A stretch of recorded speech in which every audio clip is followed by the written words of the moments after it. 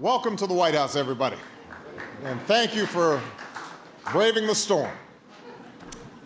I'm thrilled to see all of you here today, friends, guests, members of my cabinet, members of Congress, our Vice President, and Dr. Joe Biden, and everyone watching at home for the fifth in a series of evenings celebrating the music that tells the story of America.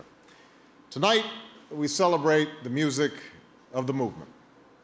To help us do that, Michelle and I are thrilled to welcome a tremendous group of artists who influenced that music and artists who were influenced by it. Yolanda Adams, Joan Baez, Natalie Cole, Morgan Freeman, Jennifer Hudson, John Mellencamp, Dr. Bernice Johnson Reagan, Smokey Robinson, the Blind Boys of Alabama, the Howard University Choir, and a man who was good enough to take a night off from his never-ending tour, Mr. Bob Dylan. I want to thank some of them for spending some time earlier here today, leading a workshop of high school students, perhaps even inspiring the next generation of civil rights leaders. Let me also just acknowledge a good friend to us all, Dr. Joseph Lowry, who was here, who couldn't be here with us today, but he is recuperating after an illness, and we want to keep him in our thoughts and prayers tonight. Now, the civil rights movement was a movement sustained by music. It was lifted by spirituals inspired by the Bible. It was sharpened by protest songs about wrongs that needed righting. It was broadened by folk artists like a New York-born daughter of immigrants and a young storyteller from Minnesota who captured the hardships and hopes of people who were worlds different from them in ways that only song can do. It was a movement with a soundtrack, diverse strains of music that coalesced when the movement was right. But that soundtrack wasn't just inspired by the movement. It gave strength in return, a fact not lost on the movement's leaders. It's been said that when Dr. King and his associates were looking for communities to organize and mobilize, they'd know which were disciplined enough and serious enough when they saw folks singing freedom songs. Dr. King himself once acknowledged that he didn't see the real meaning of the movement until he saw young people singing in the face of hostility. You see, it's easy to sing when you're happy.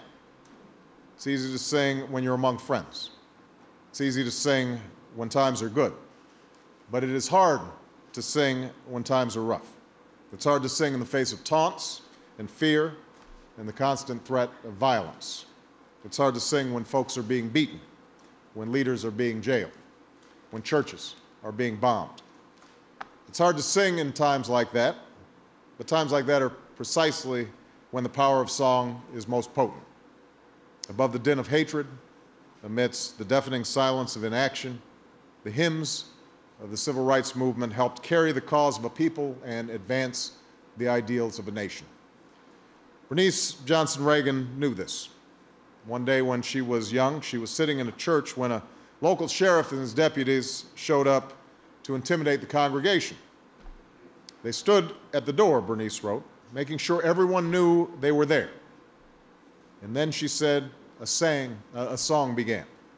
And the song made sure that the sheriff and his deputies knew that we were there. Joan Baez and Bob Dylan knew this.